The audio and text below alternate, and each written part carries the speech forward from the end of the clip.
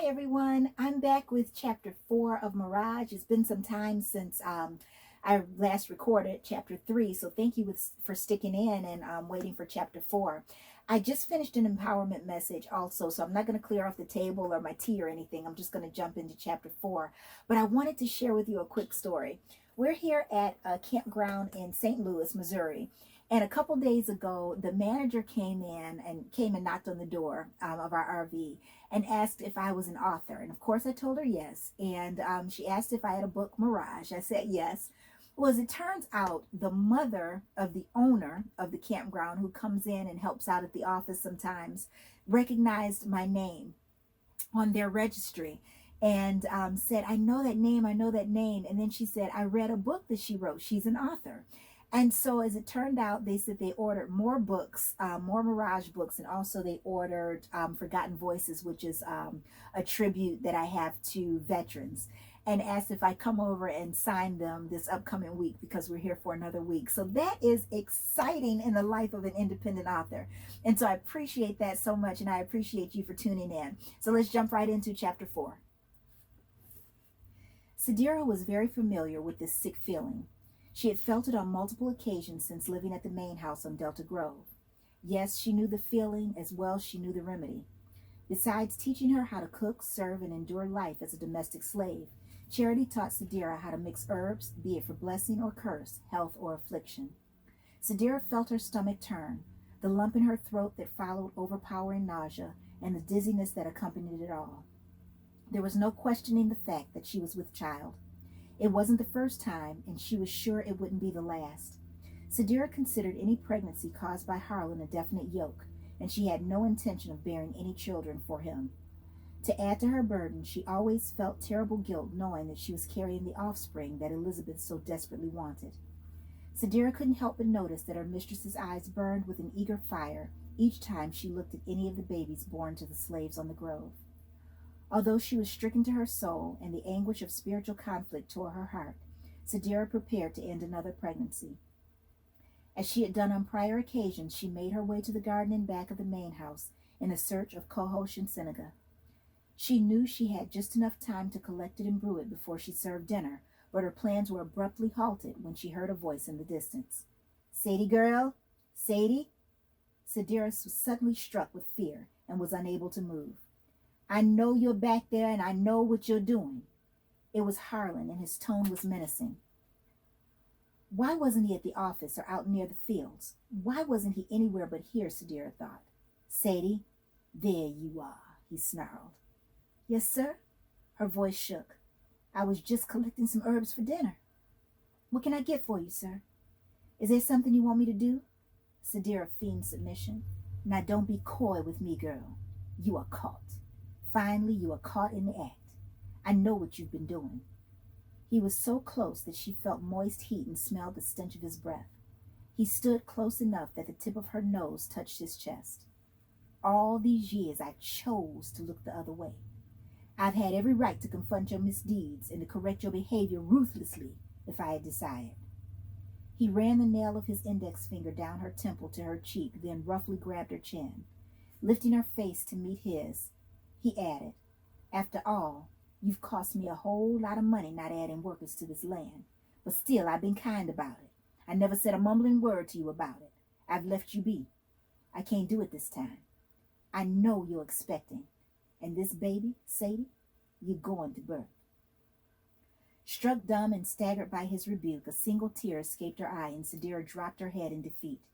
She knew that failing to concede would result in harsh punishment, maybe even death. There was no other choice. She would have to deliver Harlan Avery's child, and that he or she would be born a slave, not an heir. She submitted to a wave of self-pity and did not hide that she felt both plagued and persecuted. She succumbed to the dreary thoughts that ran feral in her mind. What would Elizabeth think of her? What if her child was taken from her like she and her brother had been ripped away from their mother? Sadira saw no silver lining in this cloud. Hers was a dismal reality from which there was no escape. For Harlan, however, the baby would be his talisman. He was putting all hope in passing this infant off as white and giving it to his wife to rear as her own. He would send Sadira to another plantation while she was pregnant and bring her back soon after to take care of the baby herself. In his mind, it would be kind to allow her to raise her own child. He would tell Elizabeth that the infant had been abandoned and that it was her answer from God to having a baby to call her own. In his mind, this was the perfect plan. Perfect, meaning he wouldn't have to hear Elizabeth's complaints no more. Harlan was already satisfied and knew that because he had sired many children on the plantation, he was physically intact. That knowledge was enough for him. He surmised that the failure of Elizabeth to conceive was her own, and he needed no further information. His mind was at ease. That was the Avery male philosophy. If the master was contented, then all was right with the world. I heard you, Harlan, but why her? Can't they have an older cook train their new girl like we did? Did you even suggest that to them before you so easily gave Sadie away? This was Elizabeth's question to her husband when he broke the news of Sadira's departure. I did not give her away. I loaned her out for a bit, that's all. They've been good to my family for many years, my love. Our grandfathers were cohorts, and they are part of the reason you are afforded this lifestyle. Of course, your family. The last time I checked, my last name was Avery also. Or have you forgotten? Lizbeth, I didn't mean, I just meant Lizzie. Lizzie is only temporary. Harlan always called her Lizbeth, Lizzie, Ellie, or any abridged version of her name when he was up to something and needed to sweet-talk her. His main defense was to resort to pet name-calling. Not only was it astoundingly passive-aggressive, but it was beginning to have a weaker result as time passed. You know my parents have been in Ireland for what seems like forever. They're not in the best health themselves, and now they're taking care of my grandmother and grandfather. Not only am I worried about them and my grandparents, but my mom and dad won't be back here until heaven knows when, and now you're taking Sadie away. Do you ever consider my feelings in any matter, Harlan? Well, I already know the answer to that, but I sure wish you'd stop. Liz, Sadie will be back in time for Christmas, and it will be like she was never gone. Elizabeth paid no attention.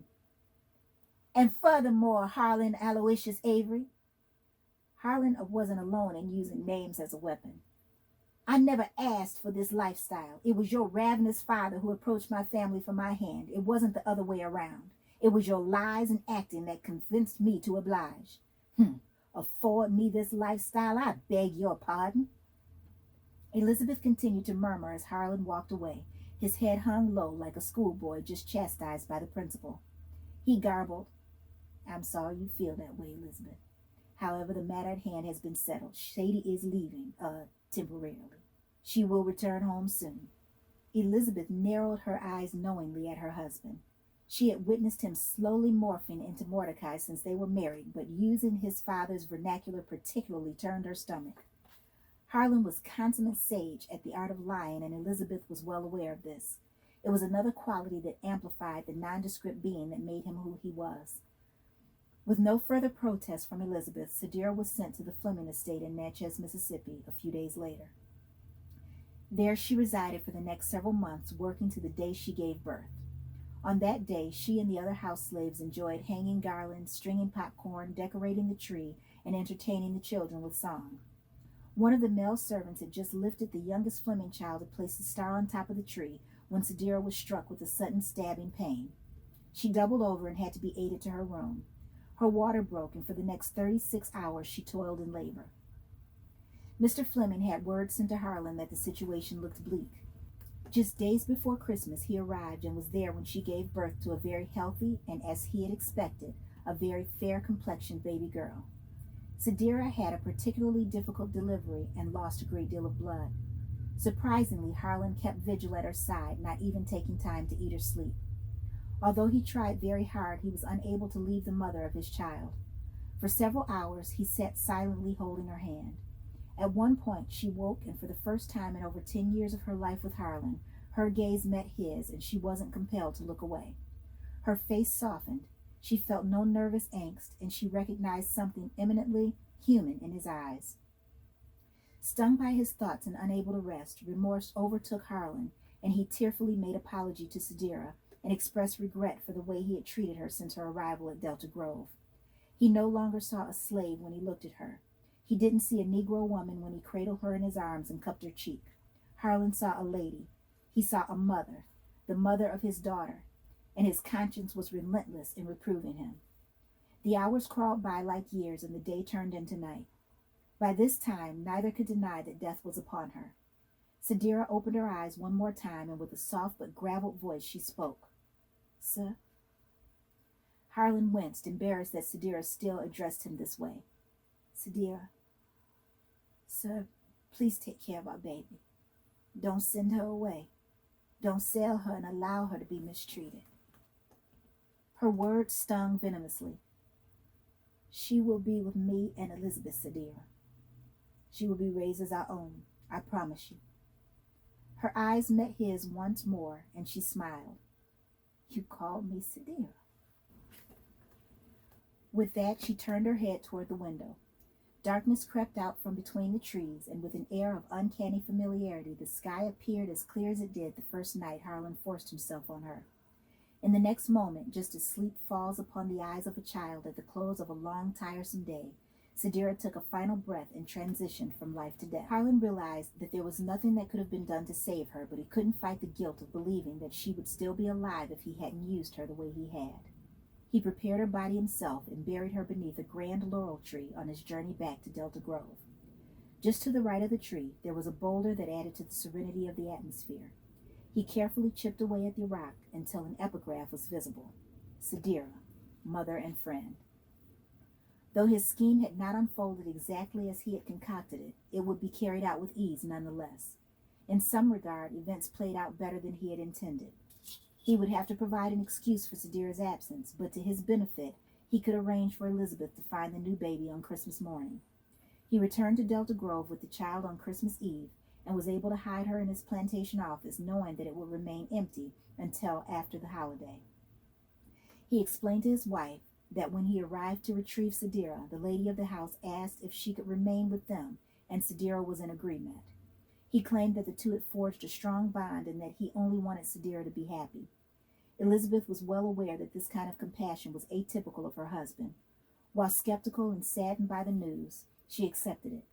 Left despondent by Sadira's departure, she retired for the evening and silently cried herself to sleep. Riddled with remorse and shame, Harlan stayed in the office until the wee hours of the morning.